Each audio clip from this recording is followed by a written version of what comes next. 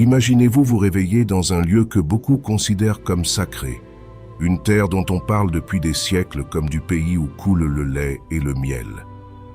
Depuis des générations, Israël est décrit comme une terre bénie de Dieu, un lieu privilégié choisi pour un peuple privilégié. Mais si vous pouviez remonter le temps et arpenter ces collines il y a 2000 ans, vous découvririez une réalité bien différente de l'image que nous en avons habituellement. La réalité était bien plus dure.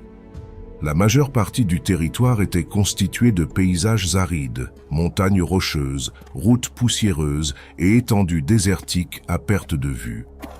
Au sud s'étendait le Negev, un désert si sec qu'il pouvait ne pas y pleuvoir une seule goutte pendant des mois. La chaleur y était parfois insupportable, surtout en été, lorsque le soleil tapait avec une telle intensité que l'air tremblait au-dessus des rochers. Au nord, des régions comme la Galilée offraient un peu plus de possibilités. On y cultivait des olives, de la vigne et quelques céréales. Mais même dans ces zones plus fertiles, la survie dépendait entièrement d'une chose que beaucoup d'entre nous tiennent aujourd'hui pour acquise, l'eau. Dans l'Israël antique, l'eau était la ressource la plus précieuse de toutes. Le pays ne disposait ni de réseaux de distribution modernes, ni de grands fleuves. Les pluies tombaient principalement en hiver, et le reste de l'année pouvait être totalement sec. C'est pourquoi chaque famille dépendait de citernes creusées dans la roche pour recueillir et stocker l'eau de pluie. Ces réservoirs étaient littéralement une question de vie ou de mort. Lorsque les pluies étaient abondantes, la communauté poussait un soupir de soulagement. Mais lorsque l'hiver apportait peu d'eau, la peur commençait à se répandre. Les réserves pouvaient s'épuiser avant la prochaine saison des pluies, ce qui signifiait famine, maladie et, dans bien des cas, mort. C'est pourquoi les puits étaient considérés comme des trésors. La maîtrise d'une source d'eau pouvait assurer la survie d'une famille entière, voire d'un village tout entier. De tout temps, des conflits et des disputes ont surgi concernant l'accès à ces ressources. Dans une région aride, chaque goutte comptait. La vie quotidienne était entièrement organisée autour de cette réalité. On se levait avec l'aube, généralement vers 6 heures du matin. Il n'y avait ni horloge ni électricité. Le rythme de vie était donc dicté par la course du soleil. Chaque heure de lumière du jour devait être mise à profit au maximum. La plupart des habitants vivèrent du travail manuel. Certains cultivaient de petits champs de blé ou d'orge.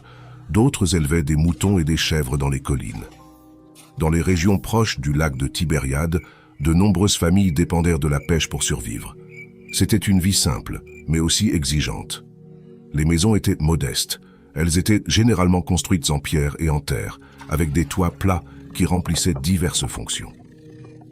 Durant les chaudes nuits d'été, de nombreuses familles montaient sur le toit pour dormir, cherchant un peu d'air frais, loin de la chaleur qui s'était accumulée à l'intérieur de la maison. Les vêtements étaient également simples. La plupart des gens portaient de longues tuniques en lin ou en laine, accompagnées de sandales en cuir. Il n'y avait pas de grande différence vestimentaire entre les différents groupes, car la plupart de la population disposait de peu de ressources. Les vêtements devaient être résistants et fonctionnels pour supporter les longues journées de travail au soleil. La nourriture était également rare. Le pain était l'élément central de presque tous les repas.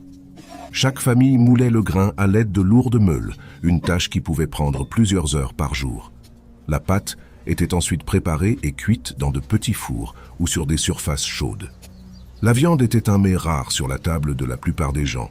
Dans de nombreux foyers, c'était un luxe réservé aux occasions spéciales ou aux grandes fêtes. On accompagnait plus souvent le pain d'olive, de figues, d'huile d'olive ou de légumes du potager. Malgré les difficultés, la vie ne se résumait pas au travail ou à la survie. Il existait quelque chose d'encore plus profond dans le cœur des gens, la foi. Les traditions religieuses imprégnaient tous les aspects de la vie quotidienne. Les lois, transmises de génération en génération, dictaient ce qui était permis, ce qui était interdit et la bonne façon de vivre. Dès leur plus jeune âge, les enfants entendaient ces enseignements, apprenant des histoires, des prières et des commandements qui devenaient partie intégrante de leur identité. Mais il y avait un jour dans la semaine qui a tout changé. Une journée qui a complètement bouleversé le rythme de la vie. Une journée que chacun respectait avec un sérieux absolu. Samedi. Dès le coucher du soleil vendredi soir, un événement extraordinaire s'est produit dans tout le pays. Les outils ont été rangés, le travail a cessé et les familles sont restées chez elles. Pendant ces heures, les gens se sont souvenus que leur vie ne dépendait pas seulement de la force de leurs mains, mais aussi de leur relation avec Dieu. Et ce qui s'est passé ce jour-là a révélé à quel point la foi régnait dans tous les aspects de cette société. Mais cette partie de l'histoire ne fait que commencer. Au début du sabbat, toute la terre d'Israël semblait figée. Les bruits du travail s'estompaient, les champs se vidaient et les marchés fermaient leurs portes. Pendant 6 jours, la vie était rythmée par le labeur et l'activité. Mais ce 7e jour, tout a complètement changé. Le samedi n'était pas un simple jour de repos. C'était une loi sacrée qu'il fallait respecter avec le plus grand sérieux. Du coucher du soleil le vendredi au coucher du soleil le samedi, de nombreuses activités étaient interdites.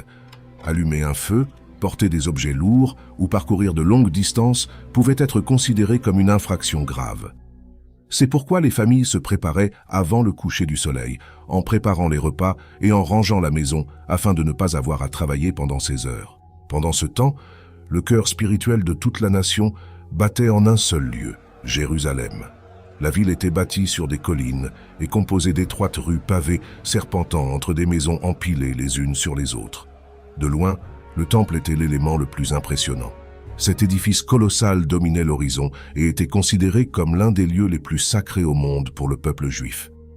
Des milliers de personnes s'y sont rendues pour participer à des cérémonies, faire des offrandes et accomplir leurs traditions religieuses. Les marchands parlèrent différentes langues lorsqu'ils négociaient avec les voyageurs traversant la région.